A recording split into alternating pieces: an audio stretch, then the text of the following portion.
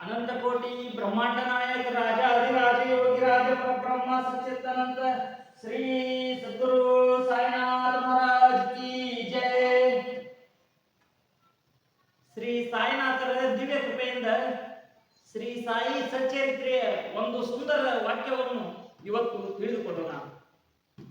ಶ್ಯಾಮ ಅವರ ಹರಕೆಗಳು. ಕಾಕಾಜಿಯವರು ಈ ರೀತಿ ಯೋಚಿಸುತ್ತಿರುವಾಗ ಅವರನ್ನು ಶಿರಡಿಗೆ ಕರೆದುಕೊಂಡು ಹೋಗಲೋಸುಗ ಅಪರಿಚಿತನೊಬ್ಬನು ಅವರ ಮನೆಗೆ ಬಂದನು.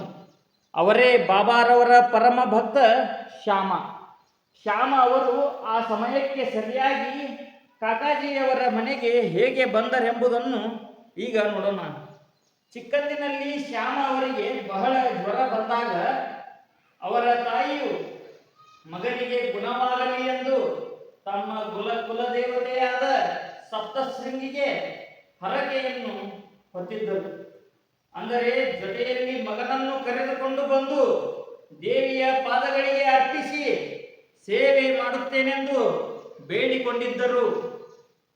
ಕೆಲವು ದಿನಗಳ ಮೇಲೆ ಅವರಿಗೆ ಎರಡೂ ಸ್ತನಗಳಲ್ಲಿ ರೋಗವಾಗಿ ಬಹಳ ನೋವನ್ನು ಅನುಭವಿಸಿದರು.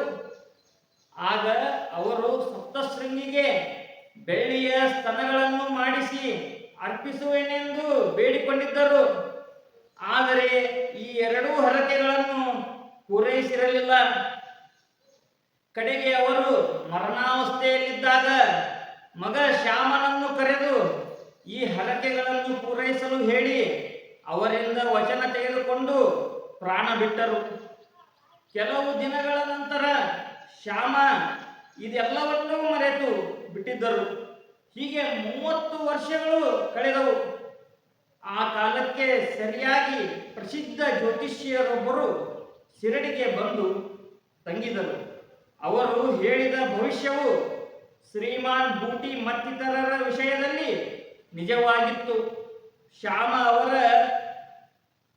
ತಮ್ಮ ಬಾಪಾಜಿಯವರಿಗೆ ಆ ಜ್ಯೋತಿಷಿ, ನಿಮ್ಮ ಅಣ್ಣ ಸಪ್ತಶೃಂಗಿಗೆ 2 ಹರಕೆಗಳನ್ನು ಸಲ್ಲಿಸುವೆನೆಂದು ನಿಮ್ಮ ತಾಯಿಗೆ ವಾಗ್ದಾನ ಮಾಡಿರುತ್ತಾರೆ.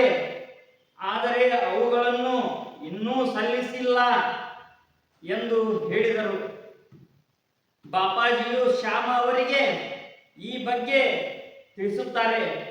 ಇದನ್ನು ಕಾಲ ವಿಳಂಬ ಮಾಡುವುದು ಸರಿಯಲ್ಲ ಎಂದು ತಿಳಿದ ಶ್ಯಾಮ ಅಕ್ಕಸಾಲಿಗನ ಬಳಿ ಹೋಗಿ 2 ಬೆಳ್ಳಿಯ ಸ್ತನಗಳನ್ನು ಮಾಡಿಸಿದರು. ನಂತರ ತಾವು ಸಪ್ತಶೃಂಗಿ ಎಂದು ಭಾವಿಸಿದ್ದ ಬಾಬಾರವರ ಹತ್ತಿರ ಬಂದು ಹೋಗಿ ಅವುಗಳನ್ನು ಅವರ ಮುಂದಿಟ್ಟು ತಮ್ಮನ್ನು ಕೃತಾರ್ಥರನ್ನಾಗಿ ಮಾಡುವಂತೆ ಬೇಡಿದರು.